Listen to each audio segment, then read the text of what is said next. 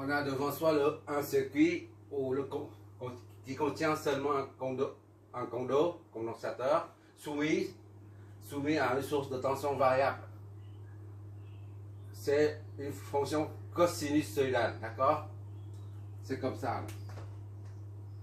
Fonction cosinussoïdale. Voilà. D'accord?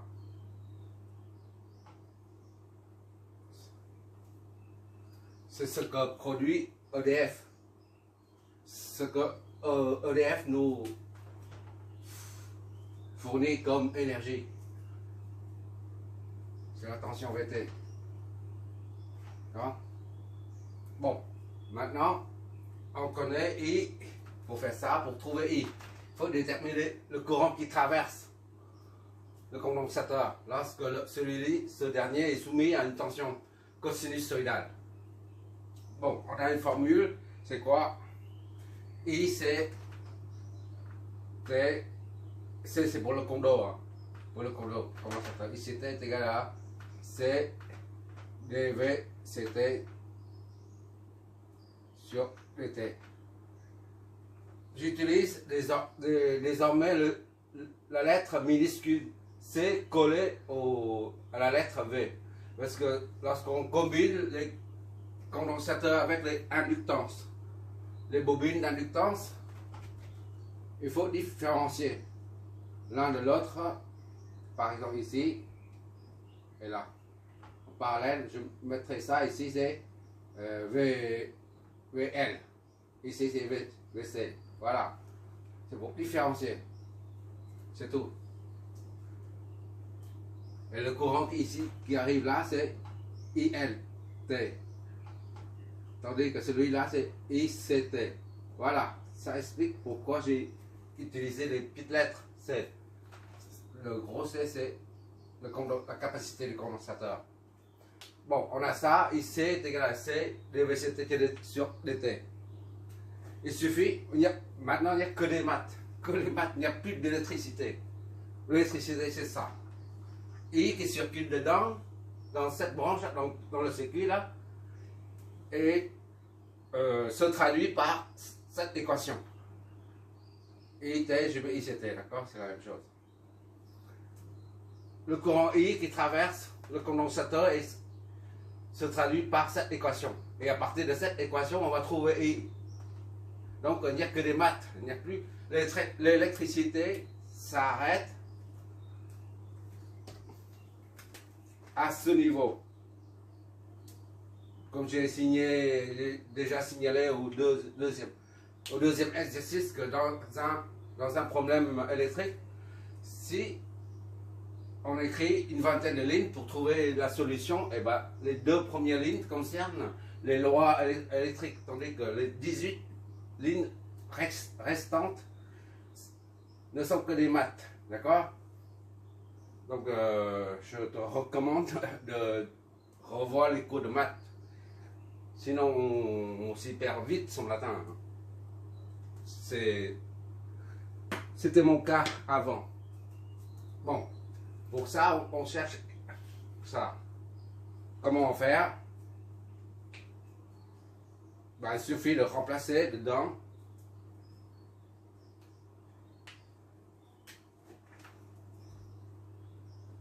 et c'est bon pour l'instant. Et c'était. On met C seulement quand il y a une confusion possible avec une bobine, d'accord? Pour l'instant, on met ça comme ça, c'est mieux. Sinon, on complique. Quand il y a un condensateur plus une bobine, on mettra les lettres. Pour l'instant, il n'y a que le condensateur.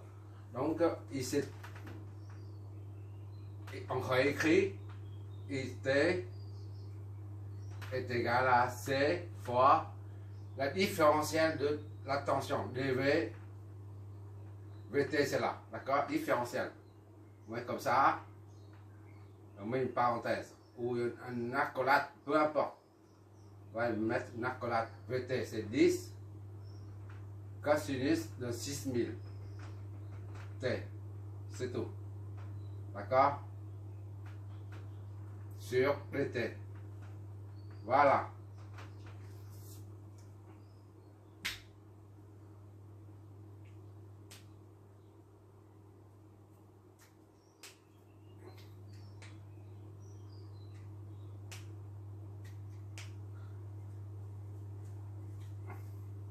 c'est...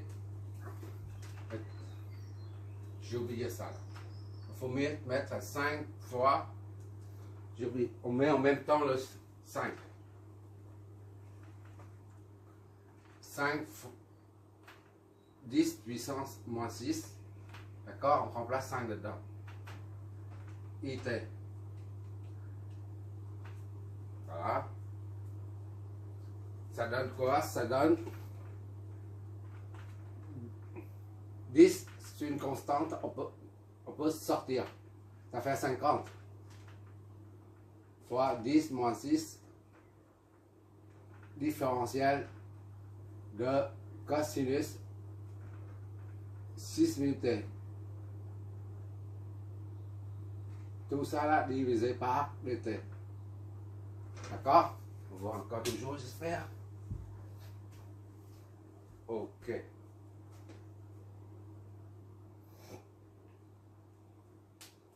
Or, ça, différentiel, un rappel, y, x, t, et cette fonction dérivée de cette fonction, c'est d et x sur dx. Donc, le dérivé de la fonction là, sur la variable. Ça, c'est la dérivée. D'accord? Ça, c'est la dérivée, c'est it est égal à 50, 10 moins 6, fois la dérivée de cette fonction. D'accord? Fois la dérivée de cosinus 6000 t. D'accord? La dérivée, c'est comme ça. D'accord? On exprime ça là en fonction de la dérivée pour ça, pour mieux voir. Voilà. Mais si on veut détailler, on détaille comme ça. Pour l'instant, on fait dans son inverse. Dans son inverse. Voilà.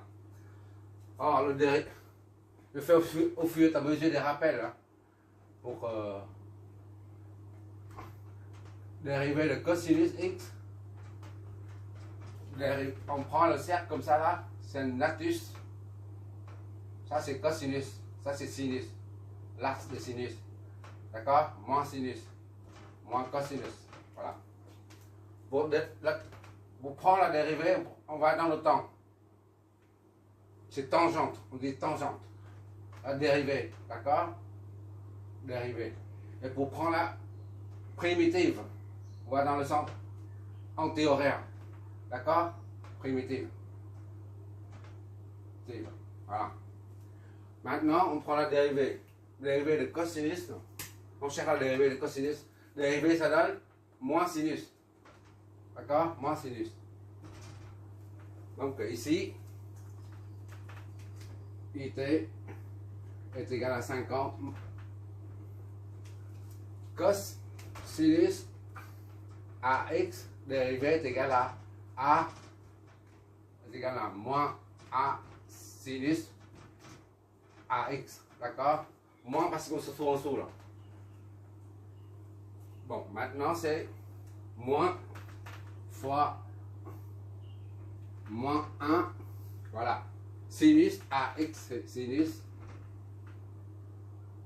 moins 1. Qu'est-ce que je... Moins a ici, 4 correspond à 6000.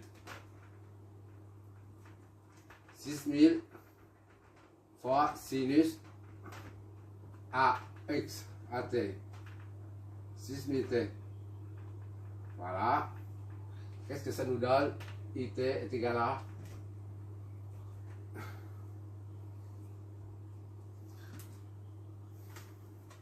50 fois 10 puissance moins 6 fois 6000, d'accord?